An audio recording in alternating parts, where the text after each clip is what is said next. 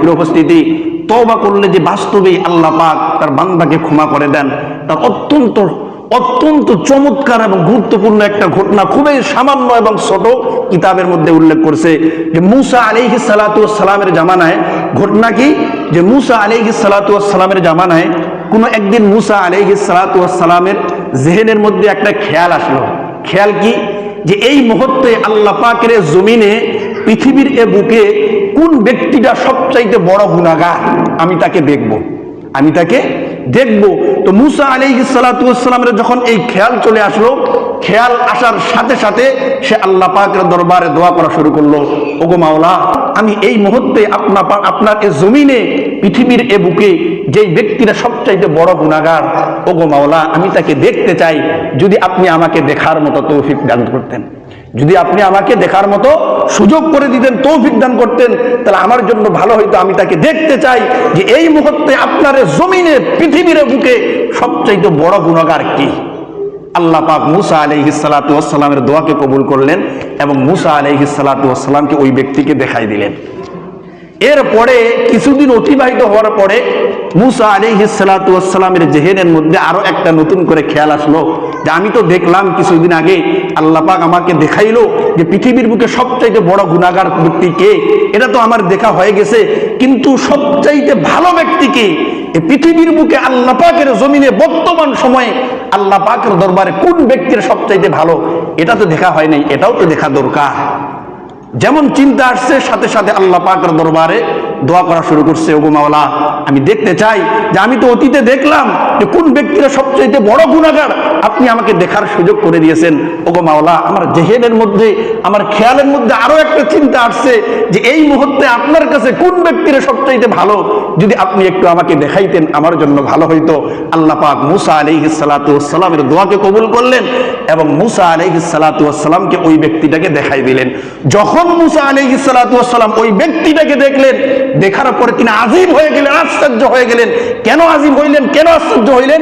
যে যেই ব্যক্তিটাকে কিছুদিন আগে দেখতে সবচাইতে বড় গুনাহগার, ওই ব্যক্তিটাকে আবার দেখলেন যে এই ব্যক্তিটাই বর্তমান সময়ে আল্লাহ পাকের দরবারে সবচাইতে বেশি প্রিয়, সবচাইতে বেশি আযীব হয়ে গেছে। এবার আল্লাহ পাকের দরবারে আবেদন করছে, ওগো মাওলা, যেই মানুষটাকে আমি কিছুদিন আগে দেখলাম সবচাইতে বড় গুনাহগার আপনার কাছে, এই মানুষটা এত অল্প সময়ের মধ্যে আপনার কাছে কিভাবে সবচাইতে ভালো মানুষ হলো, এর কারণ কি যদি আপনি আমাকে একটু বলতেন। এবার আল্লাহ পাক তার কারণ তাকে জানাই দিলেন। কারণটা ছিল যে ওই ব্যক্তি তার স্ত্রীর সাথে কোন একদিন কথা বলতেছে, কথা বলা অবস্থায় একটা সময় তার স্ত্রী তাকে বলছে যে তুমি যে গুনাহগার, ওগো আমার স্বামী, তোমার যে গুনাহ, তোমার যে অন্যায়, তোমার যে পাপ কাজ, তোমার যে মন্দ কাজ, তুমি মৃত্যুবরণ করলে নিশ্চিত তুমি জাহান্নামী, নিশ্চিত তুমি কি জাহান্নামী। কারণ আমরা সকলে জানি যে স্ত্রী স্বামীর ব্যাপারে যতটুকু জানবে অন্য কেউ তার চেয়ে বেশি জানবে না, এবং স্বামী স্ত্রীর ব্যাপারে যতটুকু জানে অন্য কেউ ততটুকু কি জানে না। তো স্ত্রী জানে স্বামী কেমন, তো জানার পরে জানার উপর ভিত্তি করে স্ত্রী স্বামীকে বলতেছে যে তুমি যত বড় গুনাহগার, তুমি যত বড় অন্যায়কারী, তুমি তত বড় পাপকার, পাপ করনেওয়ালা, আমার বিশ্বাস যে তুমি যদি মৃত্যুবরণ করো, মৃত্যুবরণ করার সাথে সাথে তুমি জাহান্নামী, জাহান্নাম তোমার জন্য নিশ্চিত, জাহান্নাম ছাড়া তোমার আর অন্য কোনো ঠিকানা নাই। এমন অবস্থায় ওই ব্যক্তি তার স্ত্রীকে জবাব দিয়েছিল, ইন্না রাহমাতাল্লাহি ওয়াসিআ, যে আমি গুনাহগার, আমার গুনার শেষ নাই, আমি পাপাচার, আমার পাপের শেষ নাই, এটা আমি বিশ্বাস করি, কিন্তু আমার গুনার চাইতে আল্লাহ পাকের রহমতের ভান্ডার হাজার হাজার কোটি কোটি গুণে বেশি, এবং আমি আশা করি যে আল্লাহ পাক আমাকে ক্ষমা করে দিবে,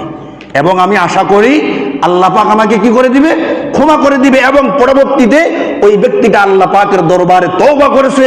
তো আল্লাহ পাক দেখার পরে ওই ব্যক্তির কথাগুলো এবং তওবা এতটাই আল্লাহ পাকের দরবারে ভালো লেগেছিল যে আল্লাহ পাক তাৎক্ষণিকভাবে শুধুমাত্র তার জিন্দেগীর সমস্ত গুনাহ খাতাগুলিকে ক্ষমা করেননি, বরং সমস্ত গুনাহগুলিকে আল্লাহ পাক নেকি দ্বারা পরিবর্তন করাই দিয়েছে। আল্লাহু আকবার, নেকি দ্বারা পরিবর্তন করা যাচ্ছে। প্রিয় উপস্থিত, বলতেছিলাম যে তাওবা করলে আল্লাহ পাক যে বান্দাকে কিভাবে কবুল করেন এবং তওবার মাধ্যমে যে আল্লাহ পাক তার বান্দার গুনাহকে মাফ করে দেন, এটা তার বাস্তব একটা দলিল, বাস্তব একটা কি দলিল।